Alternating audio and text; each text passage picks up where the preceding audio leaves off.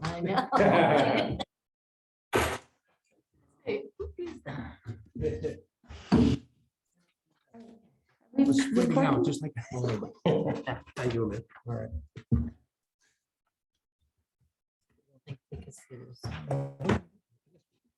Oh, we have to keep them on. My disposable one and it broke, those little plastic ones. Okay, I'm going to call this because we're starting with a public hearing.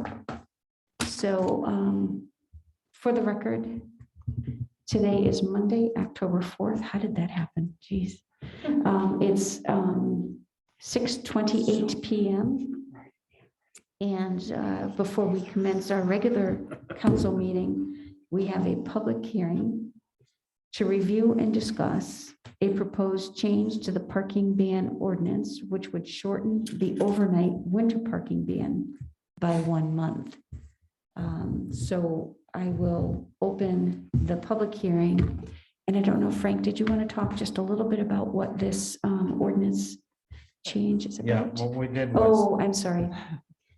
It's been a while since we've done a Yeah, public read it, hearing. right? Yes, so Carol, would you read into the record the notice of the public hearing? I don't know if this is a requirement or a tradition.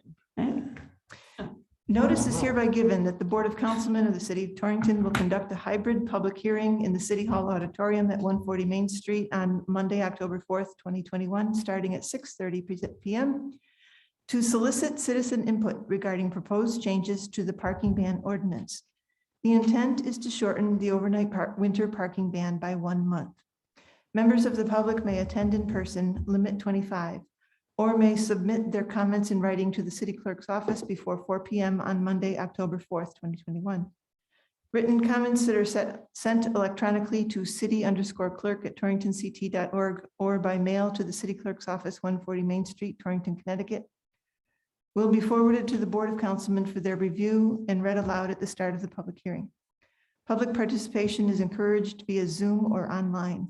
Instructions are available at torringtonct.org/Zoom. All interested parties are invited to participate and submit their comments. Copies of the proposed ordinance changes are on file and available for review in the city clerk's office. Interested persons may also view the proposed ordinance online on torringtonct.org. Dated Torrington, Connecticut, this 28th day of September, 2021. Carol Anderson, City Clerk. Thank you, Carol. All right, now we'll let Frank talk a little bit about it. okay, what we did is after a discussion with the police department and parking authority, we were brought to the attention that instead of starting at November 1st, as far as a parking ban, it would be pushed to December 1st. And this is, the dates, there's a lot of action in between.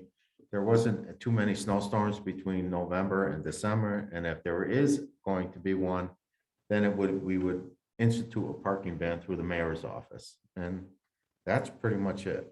And plus with the people now going into the other parking lots and stuff with the new permits and stuff that we've instituted through the traffic division and stuff like that for renters and stuff like that into our parking areas like the library and stuff like that, we would keep them out of that area too until after that period. And that's it. All right. Carol, did you receive any comments in writing submitted? None. Nothing? No. From the public, anybody wishing to comment on the change? So instead of running November 1st through April 1st, it'll go December 1st through March 31st. If I may, it won't be effective until November March 6th. and November 6th, and that's written in here. Okay. So that'll be 6 days. And the only thing that I would add is as part of our initiative to find better ways to communicate to the public. We did undertake a Torrington alert system through our Everbridge system.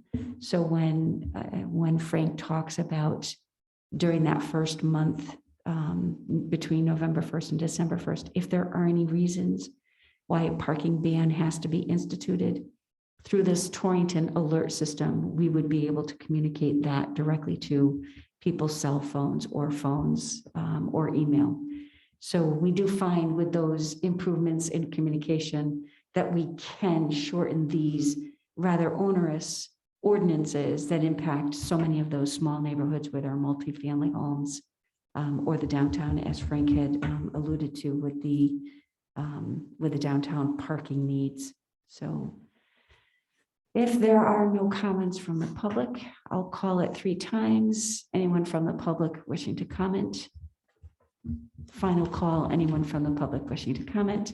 Then I'm going to declare this public hearing closed. Declare the public hearing closed. This public hearing is closed. It is now 6:33 p.m. I'm going to go right into the regular meeting of the City Council and WPCA. Item number 1 on this agenda regarding the parking ban ordinance requires a roll call vote. So I need a motion to change city ordinance number 194-4, winter parking ban from November through March to December through March, effective November 6, 2021, or 30 days after publication. Thank you, Councilwoman Wagner, Second. and seconded by Councilman Rubino. Are there questions on the motion? One question, just for clarification for myself. The parking that's in the Torrington Library lot or city lot, will people come in? Will they stay there or do they move their cars? So the way that overnight parking has been established is if there is a winter storm, the ordinance is specific to the use of those lots. And I do believe that they have to remove their car within a certain number of hours after the end of the storm, so that our traffic division can get in there, clear that lot, and then they can get back in. Okay, I just wanted to clarify that. because Yes. I know that's something that was asked of me and I was not, I didn't want to give an answer. Yeah. So it wouldn't make a mistake. Thank you. You're welcome. Other questions on the motion? Okay, Drag. Tracy? Yeah, mute. Is he snoring? Was that right? All right, so this is a roll call vote. So I'm going to go first to Councilman Waldron on the phone or on the Zoom. Yes. Thank you. Councilwoman Wagner, Yes. Councilman Rubino, Yes. Councilwoman Ruette, Yes. Councilman Kevin Arrow, Yes. Councilman Oliver. Yes. Okay, motion carries. Thank you all. Item 2, I will open the meeting to public in accordance with section 4-E of the City Council WPCA meeting rules of procedure. Have a motion. Move it. Thank you, Councilman Rubino. Second. Seconded by Councilwoman Wagner. All in favor? Aye. Any opposed? We're still open to the public. Anything? No public comment. All right, we'll move right into item 3. I will entertain a motion to authorize the mayor to apply for an official cultural district designation from the state of Connecticut as presented on September 20th, 2021. So moved. Thank you, Councilwoman Wagner. Do I have a second? Second. Thank you, Councilman Rubino. The floor is open for questions, and Steph left, but Rista's been working on it. So if there are questions. Hearing none, I'll call the motion. All in favor? Aye. Aye. Aye. Any opposed? Motion carries. Did I miss the minutes?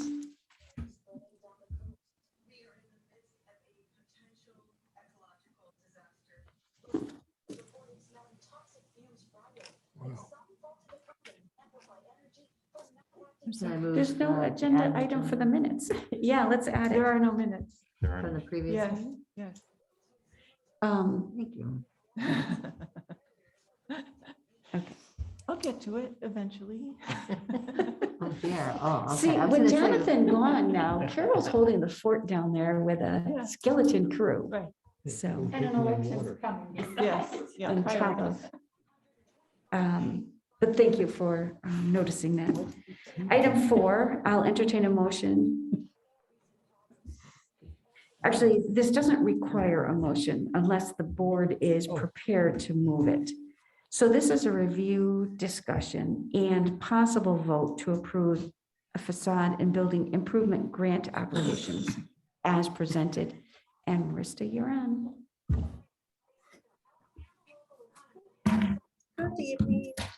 Good evening.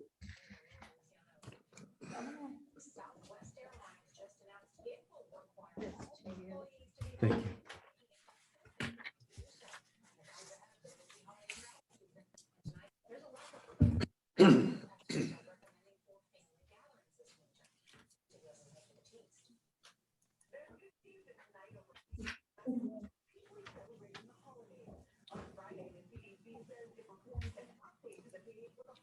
So,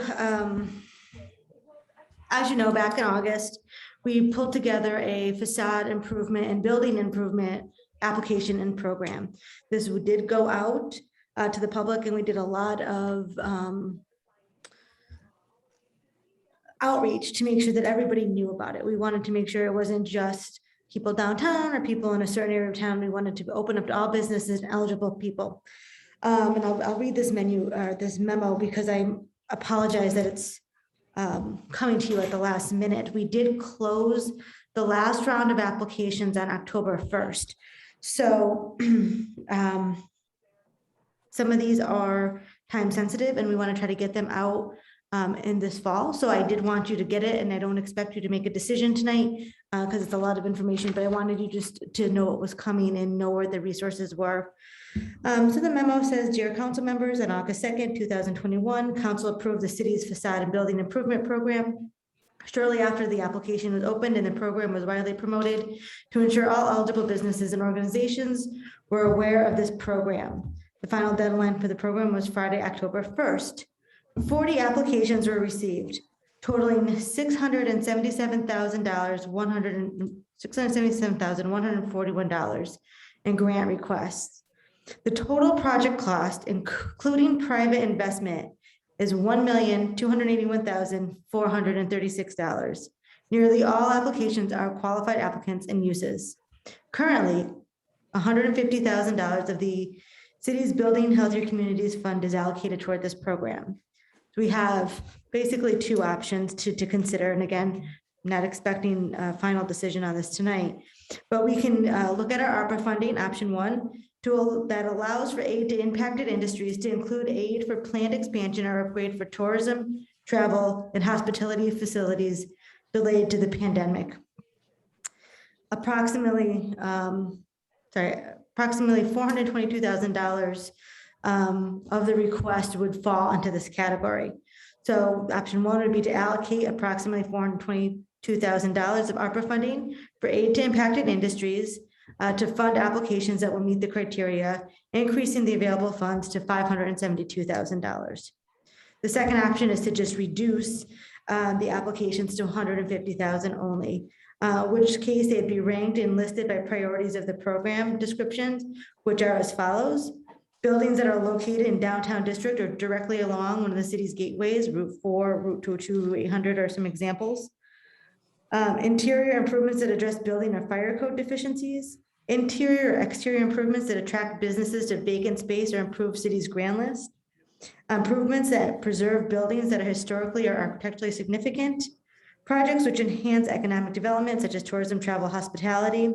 Structures owned or operated by private nonprofit organizations are eligible. However, non-tax exempt properties will be given priority. Projects that are clearly meet the stated goals of the program. A complete copy of all the application material can be found at the link listed. The applications that were submitted on Friday are not there yet, but will be tomorrow. Then attached is a brief summary of the applications and the requested amount, which I have here for you, which I'll hand out in a second. This program advisory committee, which is made up of department heads, did review the applications that were submitted and looked at applications on East Main Street from Center Street down to Main Street. This is one area where there was a high density of applications in one area. And after review, they did make the application for the following applications. And I just will, before I go into what these are, the reason that these were looked at was it was a high density area and all except for one of these applications is to improve the sidewalks, and they are proposing to use the same contractor. And so they should be approved simultaneously so that the work can be done as one project, even though it's multiple property owners. And those properties that were here include 35 East Main Street, the Allen Associates, which is where Northwest Community Foundation is. They want to remove the damaged fence and overgrown landscaping and replace it with the new landscape area. The total cost was $13,204. The grant amount would be, that's supposed to be $9,903. 224 East Main Street is where the new Geppetto's restaurant is coming in. They're looking at front facade improvements, including stucco, painting, awnings, replacement windows, and sidewalks. Total cost $39,581. Grant amount would be $22,395. 14 to 18 East Main Street is Jim Rocas's building. It's currently vacant. It was where the hair doctor used to be. That's for sidewalk improvements. He did in his application have other projects, but the advisory committee thought best to hold off on those right now until we know some of the other funding where it was going to come from, but to move forward with the sidewalk improvement piece. 20 East Main Street, where Mike Fudge's, awnings, new ADA bathroom, sidewalk signage. Total cost $23,609. Grant total $17,707. 50 East Main Street is the Venetian. They want to paint the building, new HVAC improvements, sidewalks. Total cost $45,395. Grant would be $23,848. 34 East Main Street and 38 East Main Street. They're separate property owners. They're both where King's Closet is. One is the furniture, one is the clothing. Those are both sidewalks. Improvement for 34 East Main Street. The cost is $5,200. The grant would be $3,900. For 38 East Main Street, it's $8,800. The total grant would be $6,600. And lastly, 68 East Main Street, which is owned by the Venetian, but it's where Rick's Nutmeg Grill is. And that sidewalk cost would be $6,200 for a total of $4,650. So that total grant award, if you wanted to look at those, approve just those, would be $90,627. The committee will reconvene prior to your next meeting and review the remaining applications and make recommendations on all of them. I wanted to give you, I know that this isn't super helpful, but my spreadsheet is also, it's broken down with quotes and there's a lot of information on there, but I wanted to break it down to give you just the address, the applicant, and the total grant amounts. Just so you can kind of see who was applying and what addresses were there. And then by the next meeting, I will give you more detail like I did with these applications for you to review and ask questions on.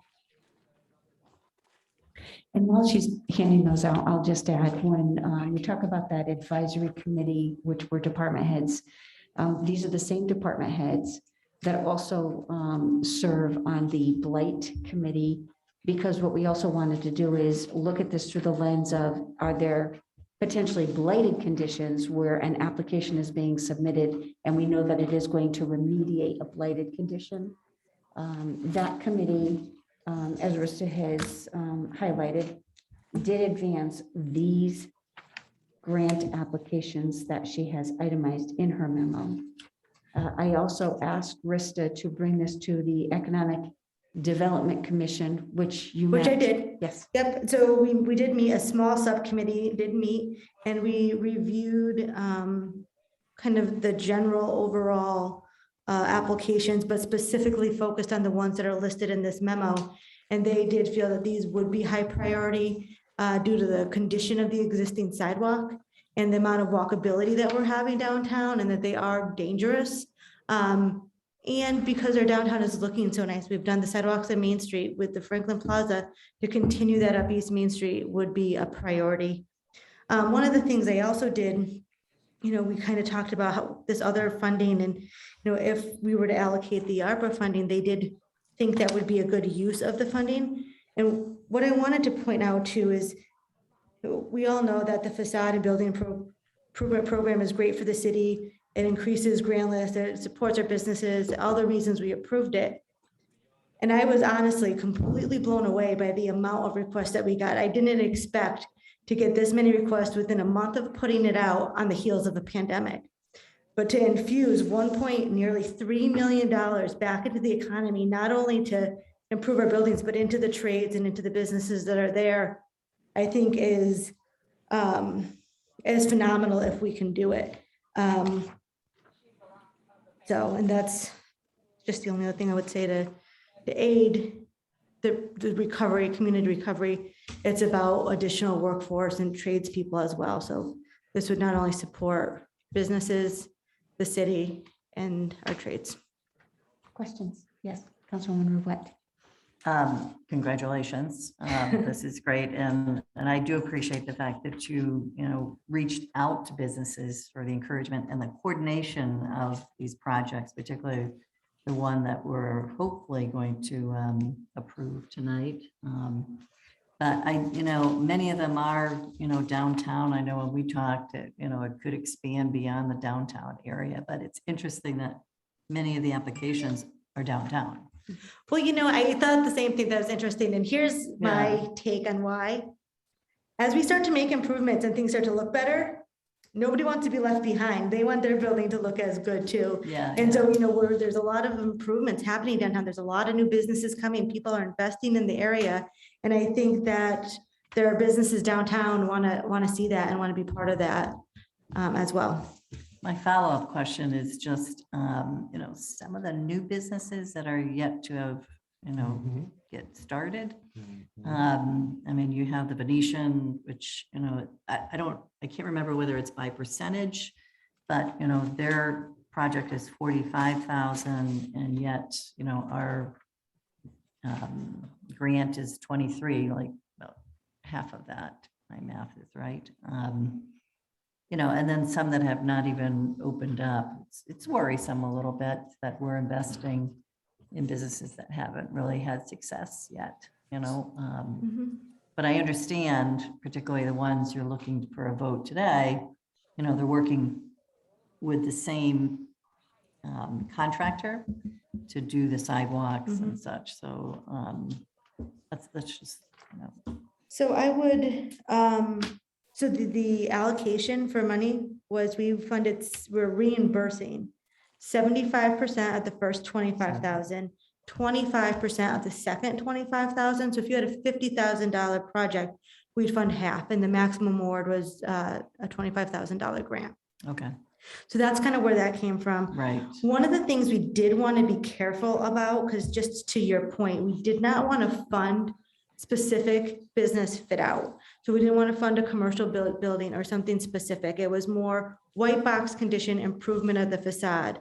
So even though, and I'm going to use the Geppetto restaurant, as that's when you use as an example, even though they're a new business, if they fail, that building is still going to be improved. That facade is still going to look better and be move-in ready for another business.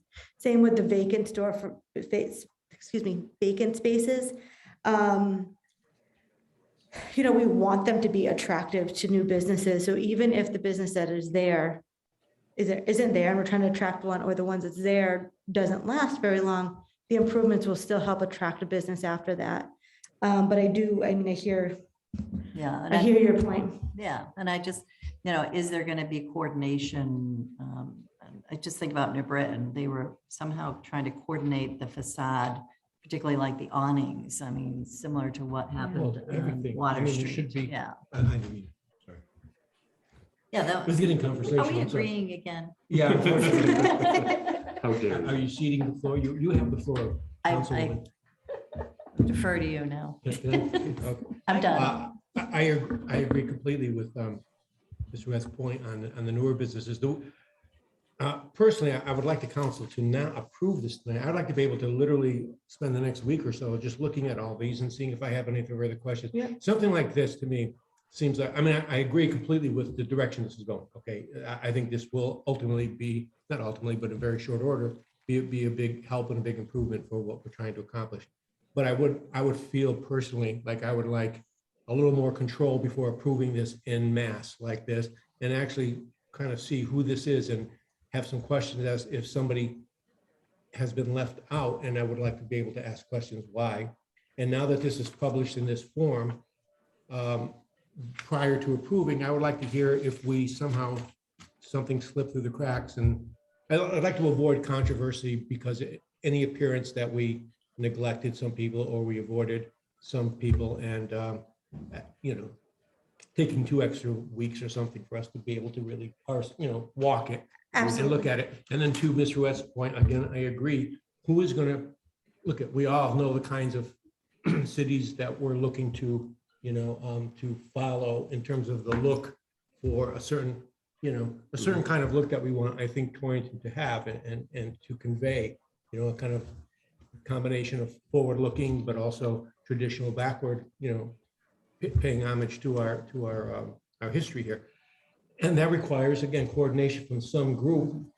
You look at the most beautiful cities, the most neighborhood, and the most beautiful neighborhoods in the most beautiful cities. There's always this kind of oversight committee that basically, you know, is the final say on that kind of stuff. And do we have that, or is that going to be set up? So we have our architectural review committee and the facade improvements that are major, you know, would require facade improvement, or sorry, would require architectural review committee. And I haven't done that with all of them yet.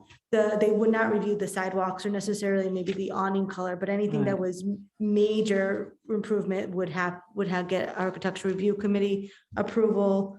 One of the things, and I guess this is really for conversation and how you want to do this. So I haven't brought anything before the architectural review committee until I knew that the city council generally supported the certain applications, not to overwhelm, you know, have these businesses pay for a consultant, come overwhelm the board and then not get approved. But I don't know which is, or, you know, they can be approved contingent upon architectural review committee approval, or if you would like those all approvals first before they come to you. I guess, I mean, I could go either way. It's really up to you as to what you prefer, but.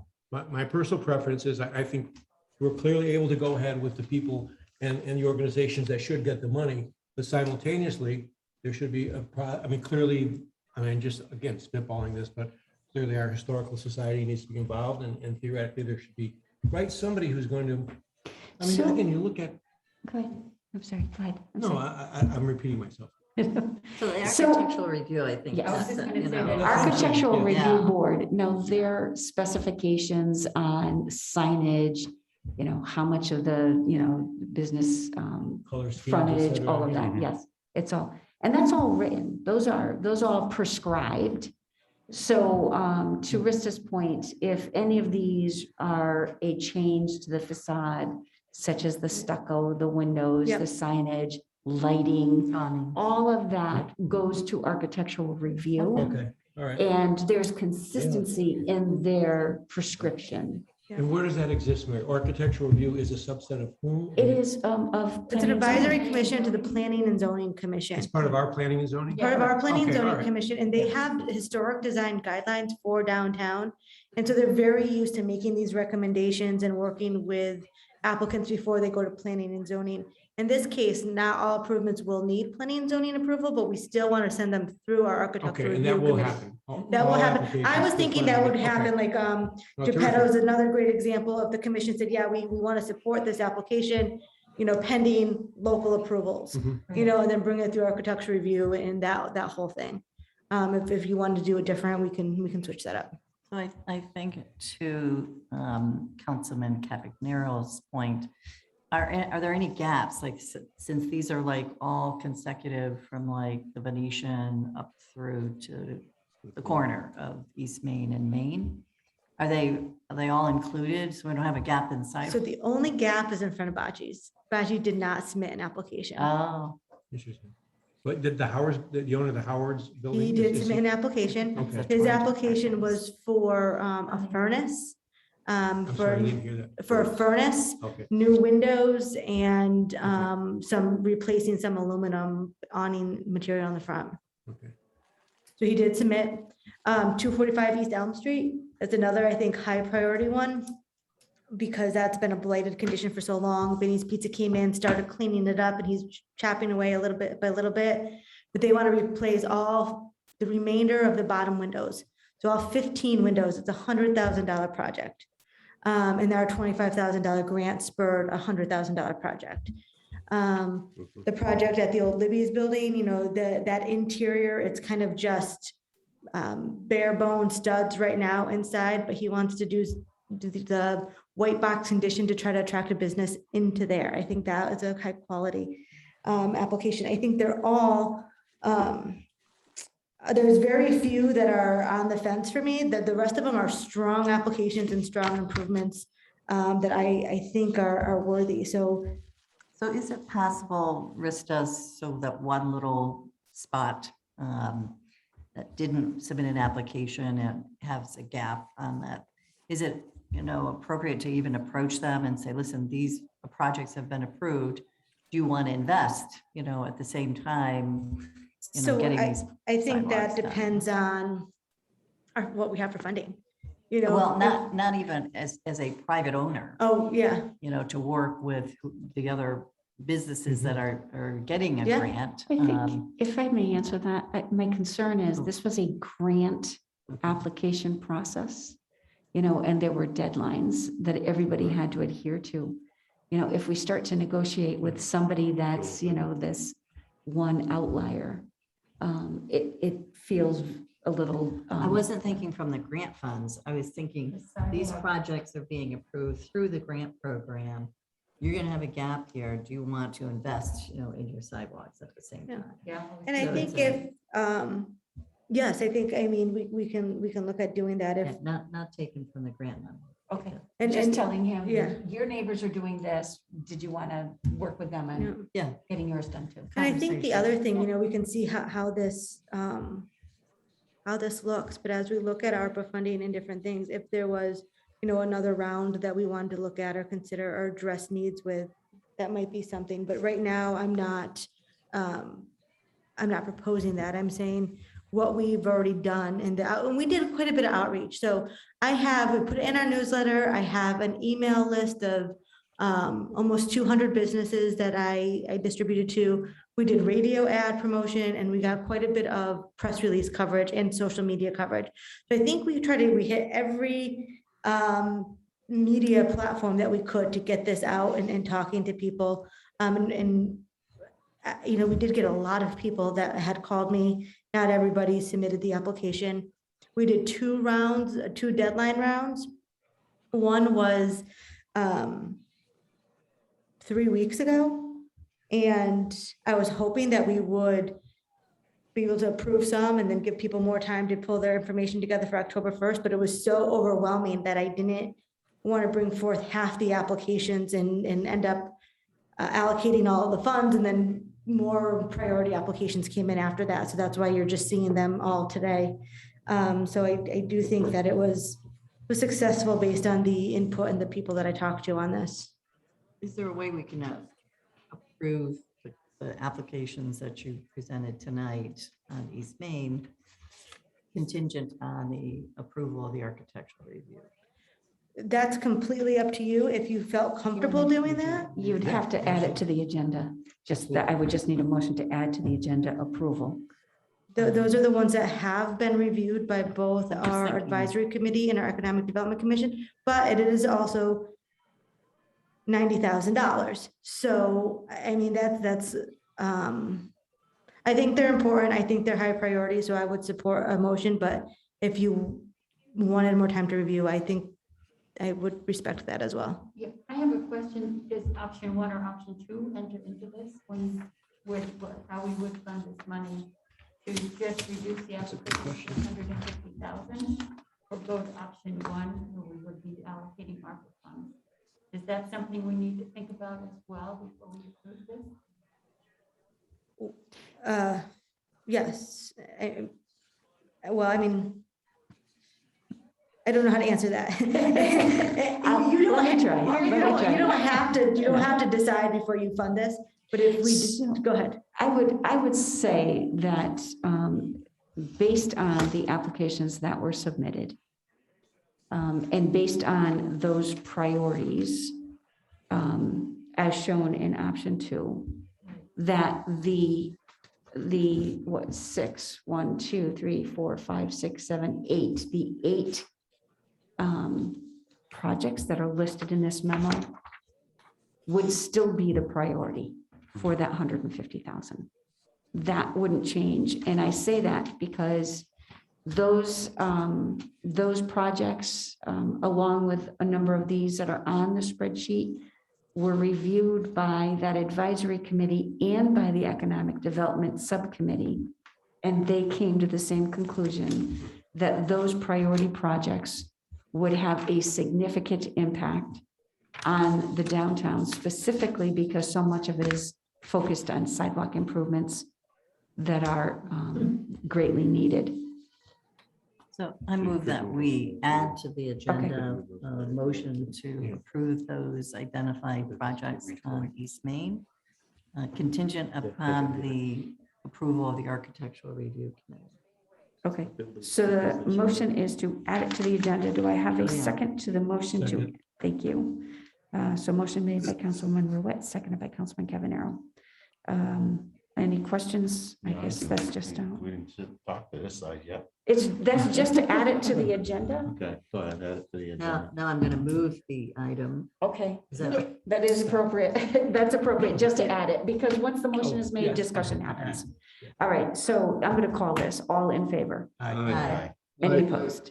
All right, so it's been added to the agenda. Now the motion is to approve, as I understand it, approve the identified Right, the projects. identified projects on East Main from 35 East Main to 68 East Main And the grant award total of of 90,000. 90,627 contingent on the Architectural Review Committee's approval. Got it. Review and approval. Okay, so motion made by Councilwoman Second. Ruette and seconded by Councilman Cavanero. Floor is open for discussion. Does this pertain to anything to do with the amount of money bonded for sidewalks? No, No, Was it ever introduced that way? no. no. So the sidewalks that were in the bonding part of it are totally separate, Yes. or because I don't know where those were? Okay, so the sidewalk projects that were part of that bonding package, that $40 million Yeah. bonding package, those are sidewalks that would be replaced as a part of road reconstruction. It was very specific. If we were going into a neighborhood where roads were being reconstructed and sidewalks were impacted, sidewalks would be replaced. So East Main Street, as you know, the city does not own that road. It's a state road. Those sidewalks were not included in that. Okay, that's all I need. Yeah, no, it's a great question. It's And important my only question. other comment for the motion is to encourage conversation with the one Yep. owner that has that real estate gap. I will. And, we did talk about that, and our department had discussion, and those sidewalks are actually in the best shape. The ones in front of budget are in the best shape of the whole row.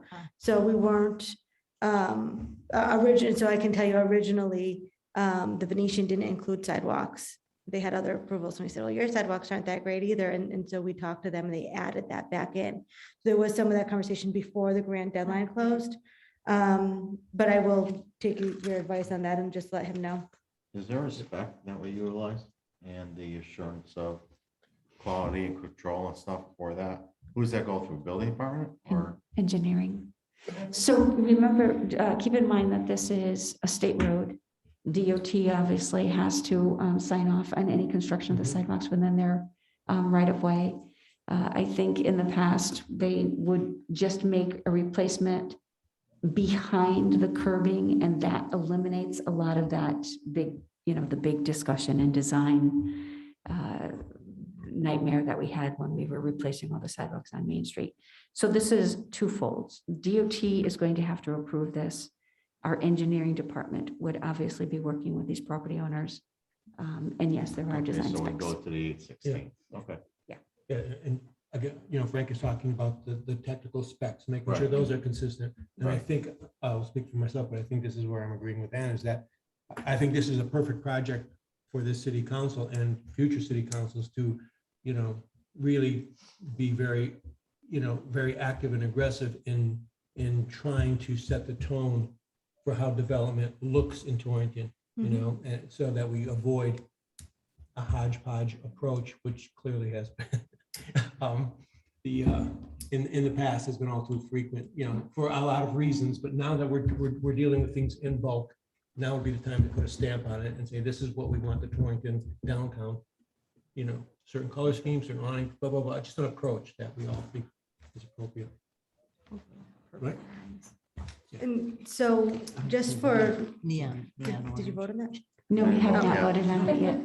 Did you You want to did, add yeah. something? Well, I didn't want to add anything to that conversation. Just, I think the only thing that I would add when we talk about the opportunity to have some influence over these improvements only inures to this case because we're providing the money.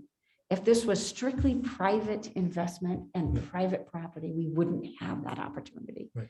Architectural review does have a set standard for things. It's maybe worth, since there are a number of newer council members, it might be worth having our architectural review board come back to the I council think it'd and be great. talk a little Yeah, bit. I think it'd be great. Talk about, what that is, because even those plans, are, several years old. So before I call that motion, any other questions? Drake, did you have anything from No, on the motion? thanks. Okay, the only thing that I'm going to, and it convolutes the conversation. I'm just going to call the motion. Unless there are any other questions, I'm calling the motion. All in favor? Aye. Any opposed? Great, okay, all right. and so my other question and kind of follow up is for our next meeting, when I review all these applications, do you want me to come to you with a proposal that is just the remaining existing money? Or do you want me to come to you with any of additional funding from ARPA that I would, not just me, but the EDC and our advisory committee would recommend? How do we, I'm just looking for guidance on what to present. I appreciate that. And that's exactly why I want to call that motion so that we didn't muddy up with this conversation. So what Rista is saying, and when Rista and I sat down and looked at all of these applications and all of the various projects, what we quickly discovered is many of the projects that were being proposed actually qualify under ARPA funding. They are aid to impacted industries. They are improvements to HVAC systems. They were improvements to health and health industries. So we wanted to take an opportunity over the next couple of weeks before the next council meeting, just to break those items out that qualify under ARPA funding. And out of that $3.6 million that we were talking about is a set aside for small businesses and the nonprofits. Perhaps we take this additional $422,000 and set it aside and allow these applications to be funded as they've been submitted to date. And that would be the proposal we would bring back to the council on the 18th. Yeah, I would be supportive of that, but Yeah, definitely. my other thing is, why not? I think for the other applications, if they could go through our architectural review before they come to the council. Mhm. Is that possible? We have 40 applications. So I will do my best. Well, And they meet, I don't know how often. they meet, they're not but I gonna know do that- much during the winter. Well, they I know that meet- They've been meeting on a project near me, so, because I just got the architectural review for the New Jersey, so. So they meet as needed. So they don't have a set schedule or anything. They meet as needed. So we can definitely do that. We might have to break it into a couple of different meetings, but we'll do that. You do an excellent job. You really do. Well, I like the fact that they're following some historic guidelines. Yeah. Yeah. And I can Because, send you that- all their, I think they're on our website, but I can send Yeah. you the link to the design guidelines that they follow. So they're specific to Torrington and preservation of the historic Right. guidelines, but they're also kind of broad enough to cover all sorts of different types of situations. So I think they're pretty good. So I can send those to you. Exactly. But having said, you are still gonna set up a meeting, right? with the- Definitely, and I think it would be that meeting. I Yeah. would like to have them explain, Yeah. what their guidelines are, what their, I think that's process great, is. because, and I think that sort of sets a flag for future considerations of this, so people know that the city council and the mayor, we're actually looking at the whole big picture for consistency. And unfortunately, I won't be attending next time. I got a wedding out in California, so if we could do it. You know my cousin Al? You could Zoom. oh, My I was cousin Al's wondering if daughter. it was your My own. cousin that Al's did that. daughter. Oh, nice. So my daughter's getting married, but that's next summer. Yes, we will absolutely make, and it would be a nice opportunity for architectural review to get a little bit of spotlight because they do very good work. Yeah. We're good. Yeah, they do a great job. All right, so we will bring back that and we'll have architectural review present so they could talk about what they do and what they're looking at. All right, thank you, Rista. Like at you. November 1st. and all that. She's not here next meeting. Not yet. Can I have the 18th either? Do we have a quorum? I don't know, Mayor. Do you need me for anything else on the agenda tonight? No, I don't think so, right? no. Can we change the date of the meeting? No. I don't know. Change the date. We'll work on that. We'll Okay, sorry, Mayor. do I it. just That's fine. Looked at the calendar. All right, good Good night, night. Rista. Good job. Thank you. All right, we'll move into item number 5. Salary increases for elected positions. It is that uncomfortable time of year where, as contained in the state constitution of the state of Connecticut, the council or legislative body is presented with an opportunity or a request to consider salaries of the elected positions that are pending. And I don't want to put Carol on the spot here. The 3 positions that we would be looking at obviously are the treasurer's position, the city clerk's position, and the mayor's position. I move the motion. For all 3 to, wait, let's just talk a little. I know, but I don't think it's every year we go through this or We every do. 2 years. Yeah. And I feel like, it's always, I don't think of it as uncomfortable. I think it's practical and pragmatic that we look at increases for those elected positions. So, I don't look at it as emotional, uncomfortable, or any other thing. It's, you're not under any of the agreements, any other contracts or any other management, groups. And being on the personnel committee, which we haven't met, I chose to move for all 3. I mean, we have the numbers. Is there a second? So do you want to talk a little bit and pass out what you have? Before the motion's on the table? Well, I figured I'd just move the motion and then. So it's vote to consider, Okay, but we haven't talked about, what is, do you want to take it one each, They can and amend discuss it. each individually? What is the increase that is being presented? We left this very vague I because know. this is a council decision. It is not, it's not our position to advocate for or against this. It's entirely the council's. So I'm moving a motion to consider the increases for all 3 elected positions. I'll Mayor, second that. city clerk, and treasurer. So I heard a motion made by Councilwoman Ruette with a second by Councilman Rubino. All right, so let's discuss the raises. could I present this? I'm I'll sorry. second. Oh, you second, I'm sorry. Yeah. So see, already it's confusing. So the motion was made by Councilwoman Ruette, seconded by Councilman Rubino. We're open to discussion. And Carol did a little research that she wanted to share. I did. I reached out to a handful of town clerks whose population is close to ours. I would have liked a better presentation, more data. But if I'd had the time for that, I would have done minutes. When is the last time the increases were actually applied? Well, I got a nice cost of That's a living good question. increase 2 years ago, and it was really nice to see that in July, and I'm grateful for that. But the mayor's position hasn't seen a raise since 2014. So that means that raise was voted on in October 2013 in the previous administration. And so I think that means this administration has never once approved a raise for the mayor. I knew that. I just wanted it for the record. That it's, no. And it is, I think the awkwardness is it's always before the election, but whoever, wins that particular, whoever is elected in November, it also attracts more people to run, for these positions. I've always felt that we were not competitive to other communities.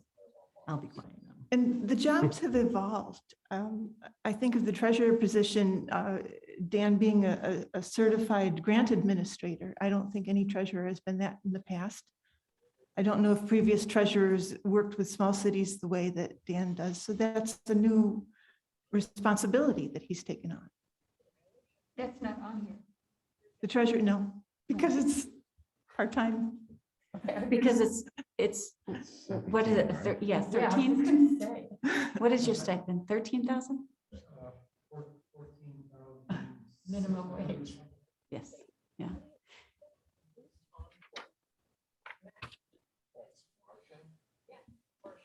So I will tell you, we are still in contract negotiations with a number of our unions. And obviously always, we're talking about how tight money is in a municipality that is a distressed municipality. And we are settling these contracts, with 2 to 2.5% wage increases. And I think for those of you that were on the budget subcommittee during budget deliberations, those were the numbers that we were looking at. So if you went across the board for a wage increase. All right. And those wage increases are over a 3 or 4 year period of time. So it's, it's the first year, second year, third year with escalation in each of those 3 years. And Carol, if you wanted to talk a little bit more about the city clerk's position and the supervision, and these are working positions. These are, not part-time positions where you're a figurehead and, and you're stepping in with a vision or a long-term goal. These are working positions where you're showing up at 8 a.m, you're working until 4 or 5 o'clock at night, or doing meetings. And your pay scale, I think, is one of the things you also want to talk about. The clerks often note whether you're a hospital town or a non-hospital town. Hospital towns obviously get all the births and deaths.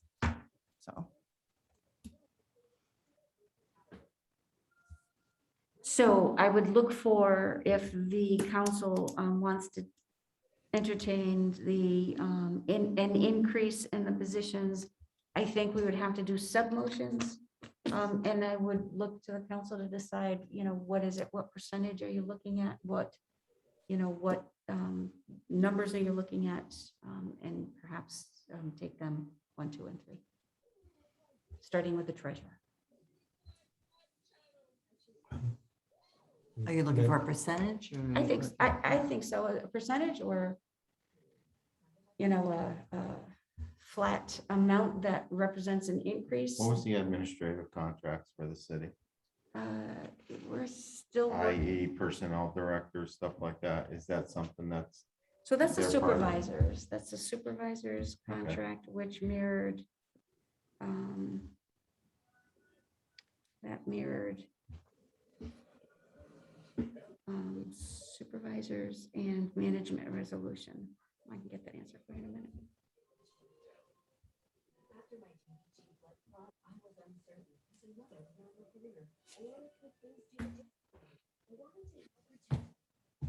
My doctor recommended Aliquis. Aliquis is proven to treat and help prevent another DVT or PE blood clot. Drake's television set we're listening to now. What's on, Drake? Oh, tomorrow night, Something you couldn't tomorrow miss. night for a meeting, I wouldn't be here. be muted right now.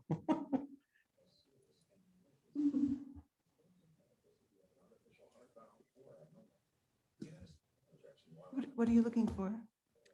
So, so the wage increase for management resolution, which mirrors our supervisors, is 2% each year for 3 years.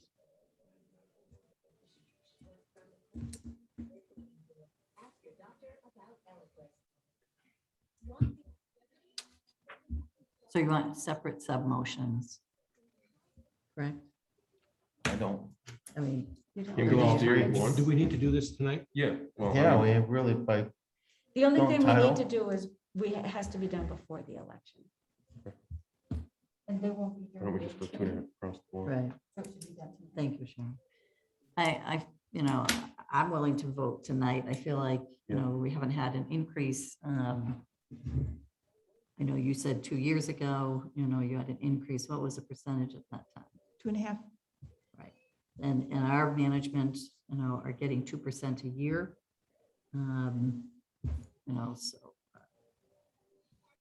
I think what's reasonable is a 5% increase. I just did the numbers. I think we're talking, less than $5,000 for mayor.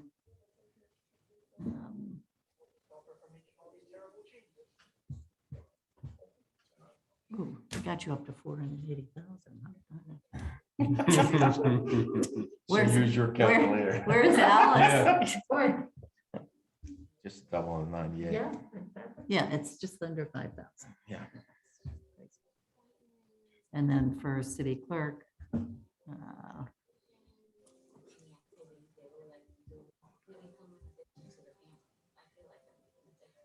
maybe I'm too low. I don't know, you guys. Yeah, it's under a And Dan $2,000 might make increase. $100 more a year. Yeah. Dan, we're looking at, No, it's 5%. Okay, Nice. and this is 700 for the year, divided by 52. you get a whopping $280 Yeah. per year, divided by 52, that's about $40 a week. Before, after It's tax? about $1 an hour raise. Well, I mean, there's many factors that you can weigh into the factor. I mean, Social Security, they're saying a 1.3 increase in 2021, but now they're looking in 2022 for a 6.2% increase. So the average is our 2% raise. So you guys retiring at the right time, Yeah, smart. you'll get more. I won't, we'll be paying in, but You'll get it later. And you're welcome. yeah, Dave's gonna just keep on I paying. got you guys for the next 20 years, don't worry about Thank you very much. Thank you so much. The most giving So- person. So I try in to be a standards giver. now, this also includes with the management, with the management agreement, the benefits and stuff also are included in their packages also. So what is in your packages for benefits, or You mirror, do you mirror that? We mirror management resolution for premium cost share and, well, that's all we have because we don't have pensions or anything. I don't know, do you have a pension? No. And the only, all right, so I heard. I have no problem with 2% each year, Okay, 2% each year for the next 3 Yeah. years. 3 years. Mhm. it's a 4-year term. That's all right. Okay. Then they can discuss it there. All of you that will be here, which I won't. I don't think you can go 3 When can you because go? it It's can't. every 2 years. Every 2 years or? No, the elected, that's what that Article 11 says. I have to serve an existing board for their term, for the 2 years. Okay. Okay, it's printed out, So 2 years, Yeah. So it'd existing be a board, 2-year. the Yeah. next board, right? And then 2 years from now. could we be can a ask different again board. in October 23. Okay, because of the council relax. Right. Right, so 2%, 2 years. These are 2.5%. That's what I was gonna suggest. 2.5 is 5% over 2 years. Okay. And that mirrors what the management, right? Um, They're over a 3-year period. Theirs is a 2%, 2% in this year, 2% next year. You're supervising people, the mayor's office is supervising people with salaries way above your own. And it makes me crazy sometimes thinking about that. Yep. Including your corporate counsel, so. Well, but using this as a reference is a little misleading too, because the town managers, different category, okay? I mean, Yeah. those are people with Mhm. MBAs and, they come out of a different background typically, and you always pay significantly higher to those. That's great. And every time we have this conversation, it's always, the tone, right? What message does it send to our other departments and, the average person in Torrington? Well, This is still a lot of money for the average person. It's not just, it's not like $5,000 is chump change or something small. It's to most of the people in our town, that's a significant change. I would have liked to not have to do this tonight and really think about this. But you're saying this has to be voted on tonight? No, Well, no, no, before the before election. November 2nd. We're not going to be here on the 18th. But we're not gonna be here the 18th, right? That's the last The meeting. most important people will be here. Yeah. So what was the last discussion? Was it at 2.5% for 2 years? For 2 years. I mean, I'm happy to support that. Then I'd like to amend my motion, add for 2.5% over for each of the next 2 years. Is that clear? And I'll amend my second. So motion on the floor is for a 2.5% raise each year for the next 2 years for the position of mayor, the position of city clerk, and the position of treasurer. Correct. Motion made by Councilwoman Ruette, seconded by Councilman Rubino. Effective? So, yeah, the effective date is the other thing. So we didn't budget for these raises in this year. It's the total of, you always have this contingency fund you talk about. We do, then I have to go to Board of Finance to get their approval. Okay. Okay.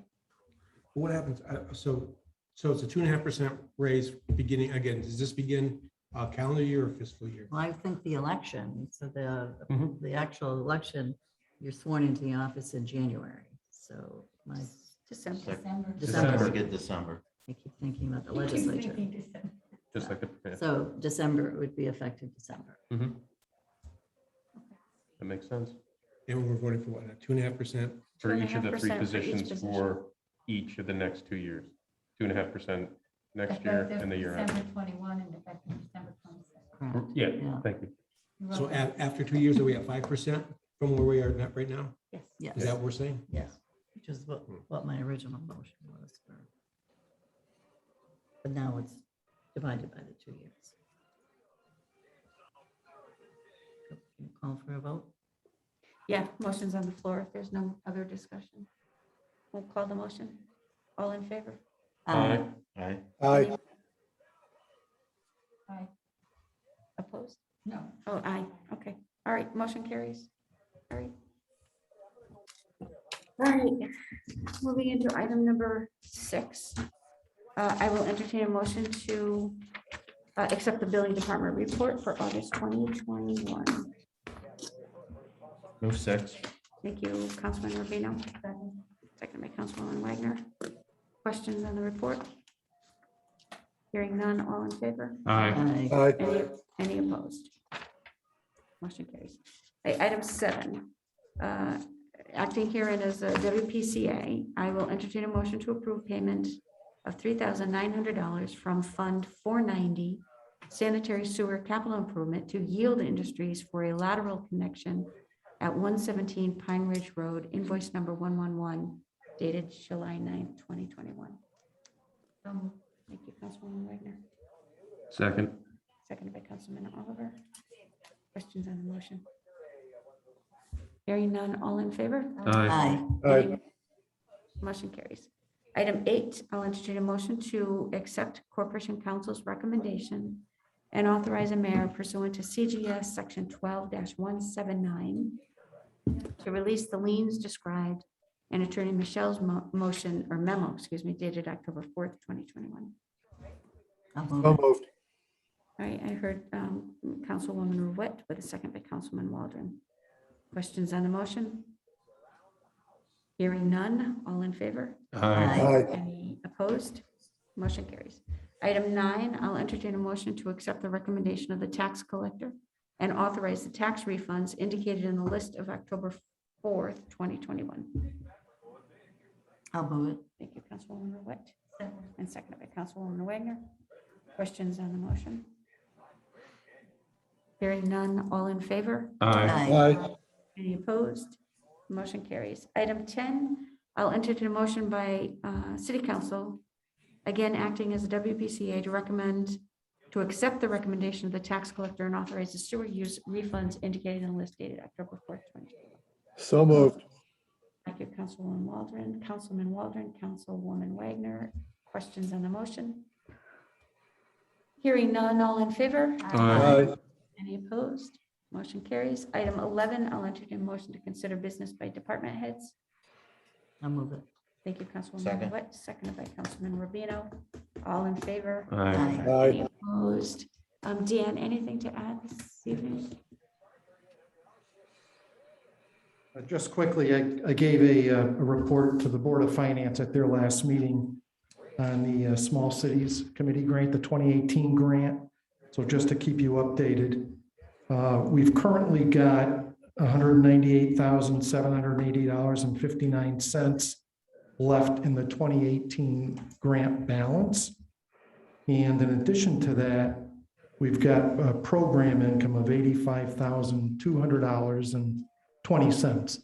And for anyone that doesn't know, the program income is created when someone pays off their loan, whether the individual's deceased and the home sold, or just because of the low interest rates, they're able to do that. So we also have that money that's available to go forward for more individuals to use.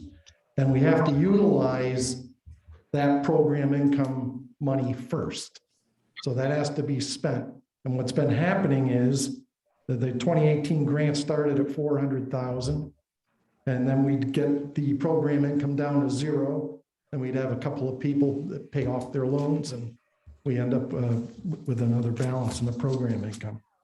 So the mayor's office reached out and got an extension for us on a 2018 grant. We already have one, and because of the program income that keeps accumulating, she was able to reach out to the DOH, and get another extension for us. So I want to make sure that we utilize these funds because it's for people that are in need. So I want to market those, with trying to keep these people in mind. So I plan on reaching out to our local churches, the senior center, United Way, Chamber of Commerce. And if anybody else has any ideas where we can get more people to utilize these, because I'd like to use these funds to invest in our community. There's a lot of people out there that need them. They've got leaky roofs or problems with their homes, and they don't have the money to do the repairs. So it's available to those low-income people.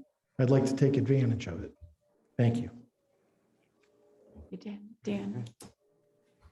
All right, I see Bill Mayers is on the call. Do you have anything to add this evening, Bill? I do not, Mayor. Thank you.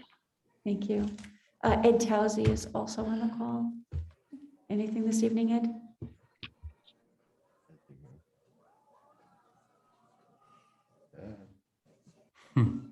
I have nothing right now. Thank you.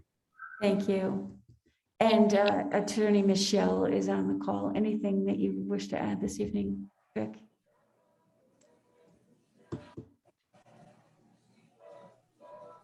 No, thank you, Mayor. Okay.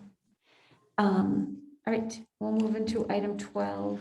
Wait, Carol, I'm sorry. Oh.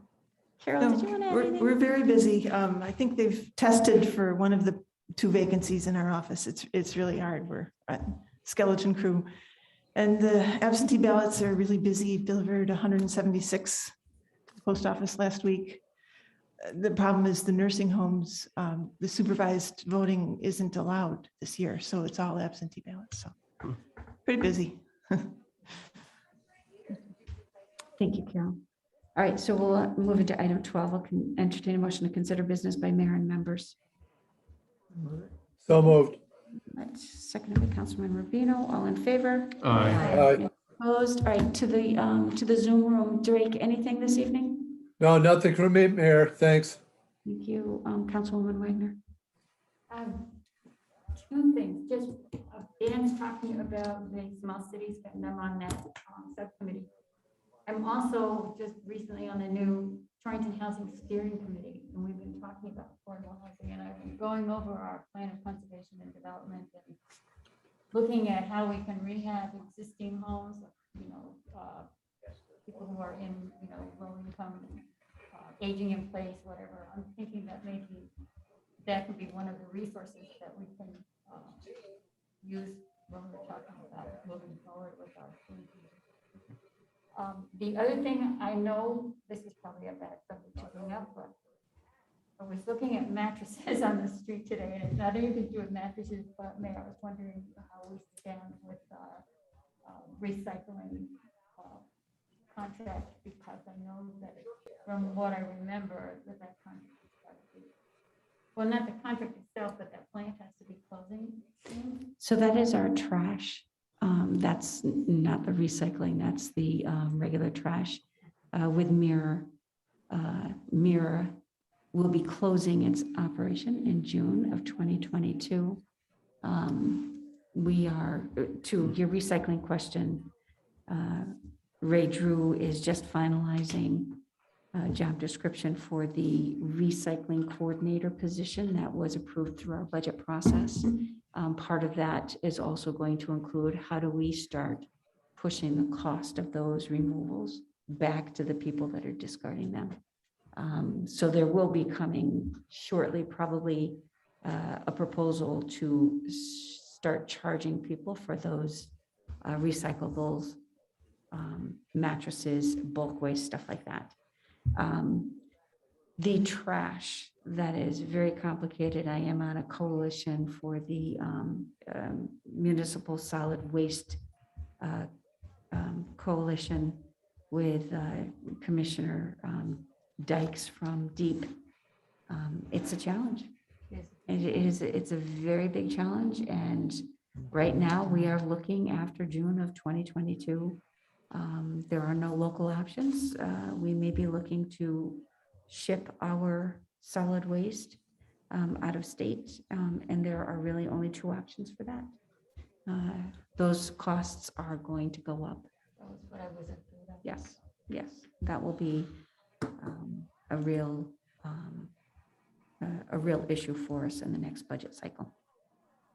So I guess I think that's where my recycling thoughts are as well. It's more education on being able to sort out recycling at home, at school, or at work. It might reduce that load. Yeah, we've, part of this But those code. tipping fees have been increasing for recycle. Right. You're not getting as much as we were before. Right, where recycling, we used to receive, Right. we would receive payment for what was recycled. We're not receiving payment, and with the next contract, we expect that we will be paying probably something similar to, exactly, yeah, because there is no market for our recyclables anymore. China was the big consumer for that. So we're facing a cliff. We're not alone. It's not just the city of Torrington, it's the state. I know that I've brought forward in the past suggestions as to what we need to do to be, more, more than more aware. Yeah. There has to be responsibility for what we're throwing away. It's going to be a conversation that I suspect will start to really ramp up in January. Because it's going to be affecting the budget 3 years. to come. Absolutely, yes. Thank you. You're welcome. Nothing else, just nice to share that event with you this I morning. think you were around the same road I was. All of a sudden I noticed there were like 7 mattresses in front of one house. I was like, what the They're bringing them. They are. That's part of this recycling coordinator, which we budgeted the half year. So the proposal was to hire that person in January. How many mattresses do you have in 1 year? Oh, And the same one for the past 15. I sent to Rachel, I'm wondering if people are ordering the purple mattress in a box. Usually if you buy a new mattress, they take the old one, but if you're ordering a mattress. by half, 1,380 per year. City side. 5 points, which I'm sure you're right. So, all right, thank you. Councilman Rubino, Nothing, Mayor. Councilwoman Ruette, Nothing, Mayor, thank you. Councilman Cavanero. One thing, Mayor, again, just repeating a request from several meetings ago, I would still like to have a joint meeting with Planning and Zoning and the Board of Ed leadership about their concerns about additional educational costs related to Waters Way and possibly Penrose, and what impacts that may have, not just on, quite frankly, I would like to keep this focus on education, because I think that is the biggest number that we might be looking at, but clearly it could very conceivably impact police and fire as well. I'd just like to know what those numbers are. Right. You said Penrose. Are you thinking Waters Way? Waters Way, Okay. yeah, All right. Yeah. So, especially at that number of units, yes. what very conceivably, again, I know the Board of Ed, I know those people are putting together some numbers, and I would like to hear them and have that discussion with Planning and Zoning, so we're all on the same page. Sure. I know that in their discussions regarding enrollment with the school construction, that they are asking NESDEC to revise their projections with an eye looking at it through the lens of this, the proposal for Waters Way. So that, as I understand it, that report is due back to the building subcommittee on October 20th. Okay. So I think if we do this meeting, I'd like to do it when NESDEC has their numbers with the projections. I couldn't hear her. I know. I'm going to unmask and not breathe heavy. So that report from NESDEC is due back October 20th. Okay. And so I think if we were to do this, when we do this joint meeting, I think having those numbers from NESDEC Yeah, I think it'd be great. is The more data we important. have, the better. Yeah. Absolutely. And I'll share with you, Waters Way, at this point, they are so early in due diligence. When I reached out to them to talk to them about a joint meeting, they are so far from any final proposals that they're thinking this is way premature for them to be involved in this conversation. They think this is a city policy discussion at this stage of the game. Because right now they haven't even got state approvals for any of the demolition that needs to happen at that site. They've not done any site work. They've not done any architectural renderings. They're so early in their process. And at any point, that process can be stalled or stopped. I appreciate that, Mayor, but they did ask us to approve, right, as a function of their MOU request to give them a tax abatement. Right. The request was, would the city consider a tax abatement? They needed to know that so they can go to that next level with seeking investment. So there was no commitment to what that tax abatement would be or when that would happen. Okay. And that MOU, they have up to 2 years to figure out whether or not their pro forma works.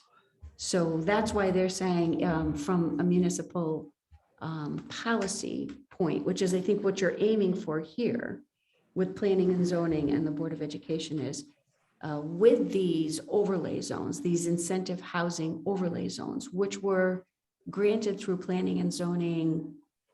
Gosh, I was on the council with you. So this had to be 10 years ago that those overlay zones were established.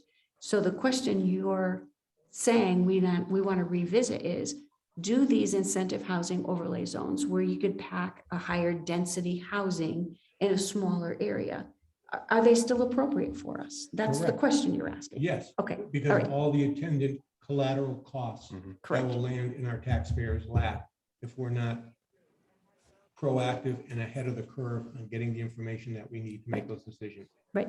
So I do see that as being a joint meeting with Board of Education and Planning and Zoning Yes, and City absolutely. Council. Absolutely. And, again, Waters Way is in the wings on something like this, but if it's a policy, I do see this as being a very fruitful discussion to have. And down the road, I mean, depending on what that population is like, but I could easily see where, our police department might want to get involved with that too. If this, depending on the age range of the people in that very densely packed environment, they may have some real concerns that they would like to express as well. Okay. Thank Yes. you, Mayor. That's So, it for me. and again, we'll do that after that NASDAQ report, which I do believe is due back to the Perfect. school building Yes, committee. that makes total sense. Thank you. Okay. Um, That's it for me. That's it. Thank you. Yeah. Councilman Oliver. Nothing tonight. All right. So just a couple of updates with, this morning I did attend, and Councilwoman Wagner was there, a press conference where Lieutenant Governor Bisowitz was present at the 5 Points Arts Center, just to deliver more formally the news of the $2.7 million grant that was awarded to 5 Points through the Urban Act grant funding stream by the state of Connecticut. It's exciting work exciting news that will allow the 5 Points Art Center to keep moving towards its benchmarks that are all written into the MOU that this council approved in regard to where we wanted them to be at the 5-year mark, the 10-year mark, the 20-year mark, as it relates to the continuation of the partnership with the city and 5 Points. That's again, very exciting. I was able to cut a ribbon this afternoon. There's a new fitness facility on Midgeon Avenue. And we've had a couple of other new businesses that have moved into the downtown area. I think I have 2 more ribbon cuttings this week. They're small businesses. They're filling in those storefronts on Main Street, on East Main Street. But I think just relating this back to what Rista was presenting, part of the goal when we presented our request to the Building Healthy Communities Committee and asked them to fund these facade improvement grants, we specifically mentioned that when you're dealing with a building that's 100 years old, with 100-year-old plumbing, 100-year-old infrastructure, that it's really hard to translate those buildings to modern uses. So we're pretty excited that we're seeing some of the fruits of those investments already being returned to us. So if there are no other questions before the board. I'm sorry, Yes, Mayor. go It came up as soon as you said that, and I didn't write it down. Is it possible, because I'm hearing things from them. Those voices in your head, don't worry, they're not talking to you. No. They're not talking to you. The corporation that was operating out of Stone Container, is there information that you could share with the council about what, there was apparently some gross change in their operation there? So Is there anything that that you could share, or that Yes. is pertinent, that is important for us to know? Yes. Yeah, what I can share with you is, as you know, it is the gentleman that purchased this property. It's actually owned in 2 separate LLCs. The intent was to bring a manufacturing company to the city of Torrington. He is a Chinese national. So there's a language barrier that we've struggled through. His intention was, it was supposed to be takeout food containers, and then the pandemic hit. Okay. So nothing has happened at that property, except that they built a very fine wall of cinder block that sort of hides what I thought was the prettiest part of the building. Yeah. And they bricked in windows and put in the very large windows and put in very small windows.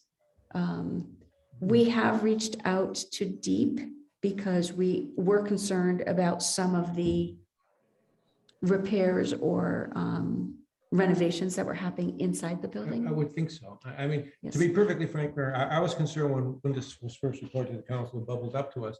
The fact that they did not ask for a tax abatement, correct? Mhm, yes. That to me was just a huge red flag. I mean, why? Why? I mean, typically, they clearly would have qualified, per our past performance, past precedent.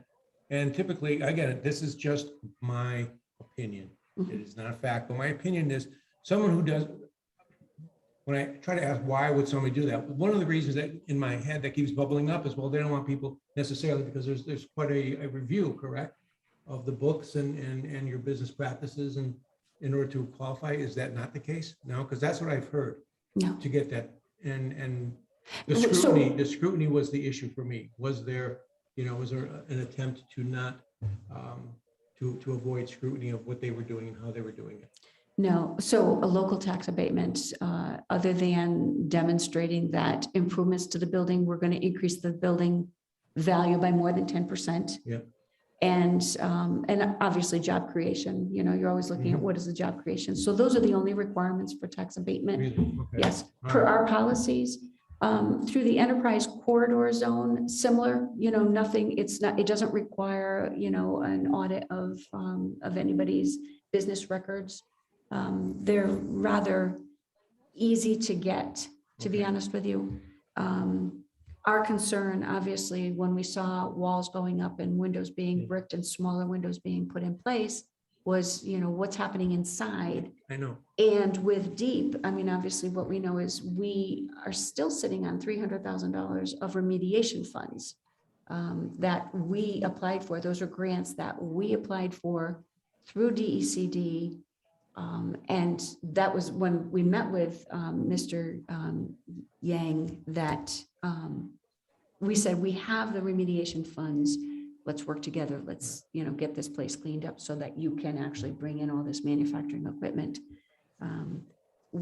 This language barrier and then the pandemic, he's gone, I've just been silent. driving again and dealing with my mother's house up on Yes. Funston, which is where, I go by there a lot, and somehow that whole area somehow looks worse than it did, which is hard to imagine. Don't they have to pull permits to do?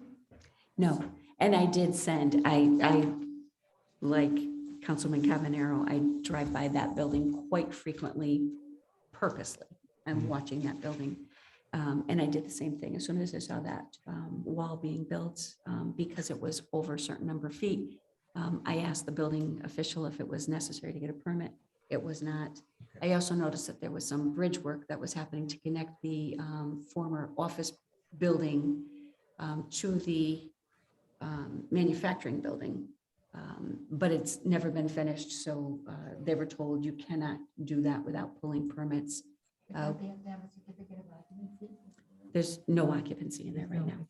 There's no No, activity. but I mean, they have to comply with certain steps along the way. And they're not doing permits if they do renovation. When they're going to be doing renovations inside, when they're going to be doing construction outside, yes, there would be permits, there would be inspections, there would be COs before they can occupy, and they cannot occupy that. From a residential perspective, it's not residential, it's industrial. So occupancy is for industrial purposes. We are also working through his attorney on these matters. And as I said, with bringing deep in, just to make sure that any movement of any of the material in the buildings or around the buildings. But to your point about the condition of the buildings, we did send them a notice of violation of our blight ordinance. Yeah, well, I don't think so. Yeah.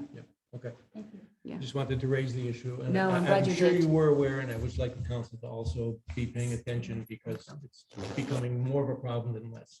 Awful. It's odd. I drove in there. I noticed they put up a fence or gate that appears to be the type of gate that when employees come in, they come in one door, they exit a different door. And they planted fruit trees. No, I think they're apple trees, but the rest of the building is just, the grounds are so blighted. I do find that just odd. So, yeah, I share your concern. Sunflowers. Yeah, that would have been better. You're right. All right, item 13, something that was requested to be brought back on the council agenda. I will entertain a motion to open the meeting to the public for comment on agenda items only. Do you have a motion? Thank you, Councilman Marino, seconded by Councilman Cavanero. All in favor? Aye. Opposed? To the public, anything this evening, Mr. Candefer?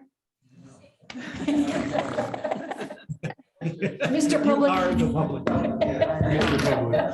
All right. Oh, as the public? As the public, yes. Yay. So I was just listening to, one of the topics tonight was a facade and building improvements. And as the exalted ruler of the Torrington Elks Lodge, our name is listed as one of the applicants for that money. I can understand why you're going to do it with the group that you decided. I think it's a great idea because it's really a key way to the main street there. But the idea that you mentioned, the ARPA funds possibly being used for the other applicants, I just want to let you know that, our organization's 100 years old. We support our youth, our veterans, and most importantly, our community. And we've got 1,300 members, almost all of them are local people. We've got a 100-year-old building, to the mayor's point. We've got issues with it. We try very hard to do whatever we can to support our community and help everyone here. So I'm in support of utilizing any of those ARPA funds that you could for other applicants. I would really appreciate that. I think we fall into the category of the tourism and hospitality. We've got people that from other lodges that come and support and visit us from all over the state. And a lot of our events draw anywhere from 100 to 200 people. So it does bring other people into the community to support our restaurants in the downtown area and places like that. So that's all I've got to say. But I had to say it. I'd be remiss if I didn't. Thank you. Thank you. Thank you. Thank you for filling that gap. Okay. There being no further business before the board, I'll entertain a motion to adjourn. So moved. Thank you, Councilwoman Wagner, Second. and a second by Councilman Cavanero. All in favor? Aye. We're adjourned. Thank you all. Big spender. Spending liberally.